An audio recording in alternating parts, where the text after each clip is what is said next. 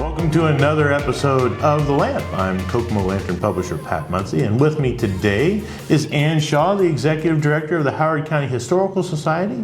And today we're going to talk about the Hall of Legends, an annual event where we honor people in the local community who have gone above and beyond, either completely local or on the national or even global stage, correct? Mm-hmm. So Ann, thank you so much for joining us today, and let's get right to it and kind of unveil this year's winners.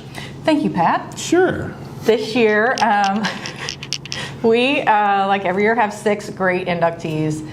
This is actually our 15th annual Hall of Legends, so we're very excited about that. Long-running program, over 80 people and groups that have been inducted so far. We're excited to keep going. Somebody asked me the other day if they thought we would run out of people to put in the Hall of Legends, and which is a valid question, I think, but the answer is no.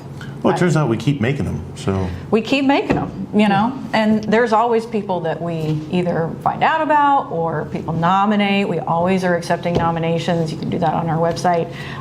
But this year's class includes, and I'm going to go alphabetical. Okay. Eddie Bethay. Yeah.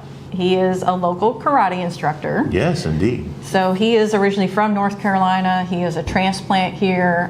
He was in the Air Force, I believe, and came here for Grissom, and has been here ever since. And I hope you guys watch the video that we make for the program. He loves this community so much. And he's a great mentor to literally thousands of students over the years. And that really was the main reason why we wanted to put him in the Hall of Legends. You know, we don't really do sports stuff, but the fact that Eddie has spent decades working with local kids and adults and just creating this amazing environment for people, you know, is a big thing. And that is an important distinction because we don't do sports figures. And I say we because I'm on the selection committee for the Hall of Legends. Full disclosure, I'm not an unbiased reporter here. But there is a Howard County Sports Hall of Fame that takes care of our outstanding sports luminaries over the years. So we try not to cross the streams, as they say in Ghostbusters parlance. But Eddie is definitely a worthy crossover, we'll say. Yeah. Next we have Richard Blackledge, who, the late Richard Blackledge, he is the previous publisher and owner of the Tribune. I'm sure a lot of people here in Kokomo and Howard County have heard of him or knew him when he was alive. We were able to interview his son Kent, and it's just been really cool getting to hear Kent talk about his dad. Sure. There's so much written stuff about Richard that it's been fun to read all of those things, all of his accomplishments as a publisher, not just here, but nationwide and worldwide too, like you said. So I found out that the Tribune has made big steps, you know, in a lot of big ways. So I'm excited for you guys to hear about that on the video as well. We have Jonathan Russell, the late John Russell. Mm-hmm. He was previously our Howard County historian for many years, but he was also a very, very talented artist. Sculptor. He was a sculptor. He did the Martin Luther King Jr. sculpture here on the east side at Apperson Way. I think he did the main sculpture for the Kokomo Rescue Mission.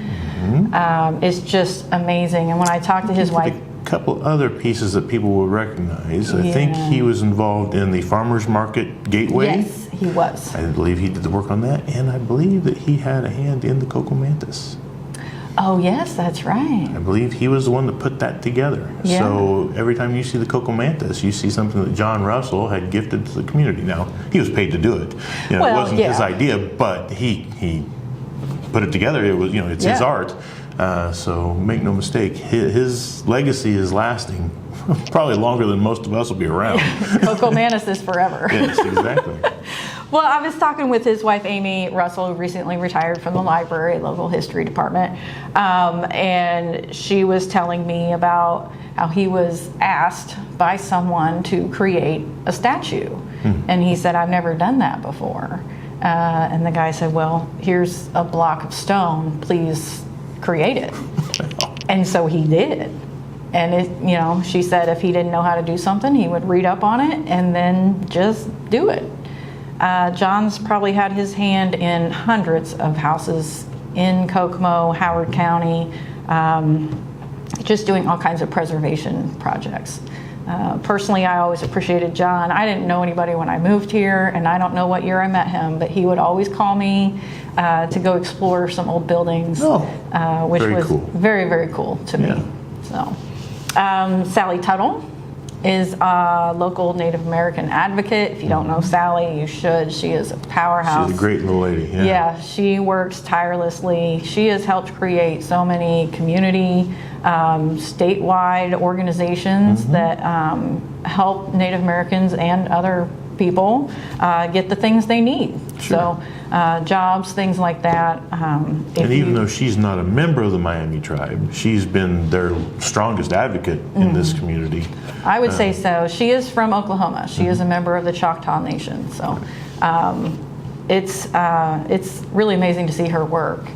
If you haven't been to the gathering in September, Right. This will be the third year, I think. yes, this so year. it'll be the third year. It's something the Kokomo Native Initiative puts on. So stay tuned for that. It's a really, really cool event. We also have Dr. Mary E. Wilson. She is a leading expert in infectious diseases. So she is very, very smart. She is from Howard. Well, she moved to Howard County when she was in third grade, I think. But we'll claim her. Yeah, absolutely. She graduated from Northwestern. There you go. Go Northwestern. Tigers. So she's unfortunately not able to join us this year. She lives in California, but she's very excited to be inducted. She has done all kinds of research, wrote a book on infectious diseases too, actually, and she has traveled everywhere, just looking at how diseases travel and why they exist someplace and not exist in other places. So she's well-rounded indivival, very excited about this. So I believe her brother will be accepting her award. Oh, sweet. On her behalf. Yeah. Who else do we have? We got Robert L. Young. This is your favorite. He is my favorite. I don't have favorites. You but do have favorites. I do. Yeah. R.L. Young was an architect here in town, also a transplant.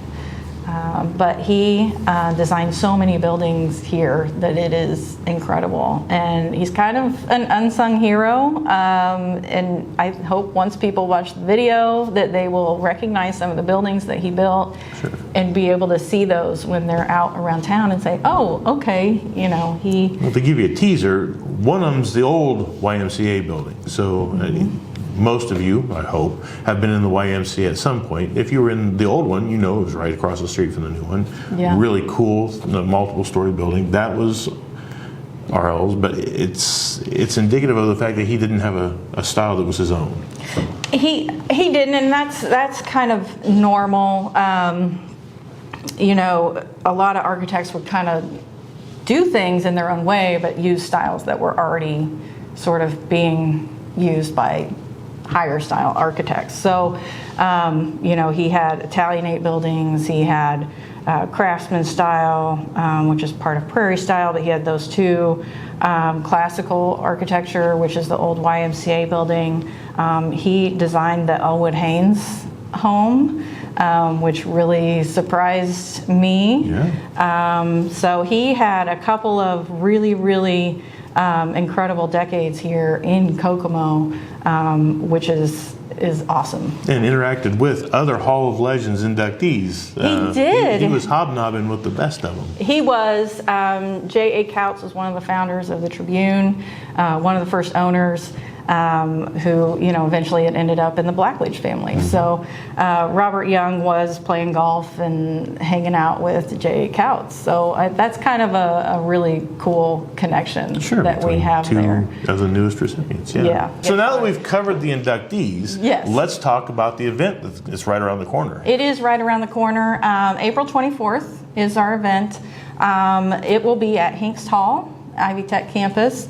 We've had it there the past several years. We always enjoy having them host us as a sponsor. That's super nice of them. We have a nice dinner provided by Rosie's Catering. It's going to be really great, I think. Tickets are $60 a person. They are available on our website. You can go to hchistory.org, and then under the programs tab, you can find the link to buy the tickets.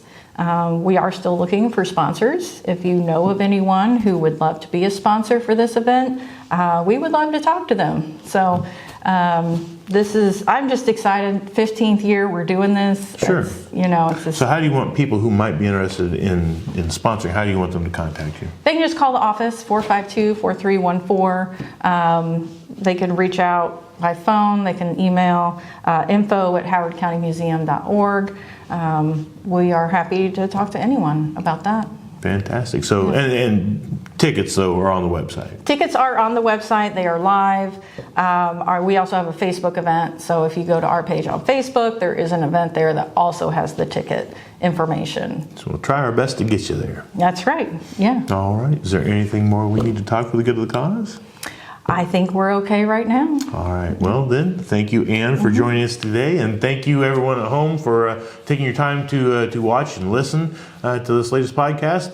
If you've got time on the 24th, stop by the Hall of Legends, say hi to us, and enjoy a good dinner and a great program. But in the meantime, please be good to each other.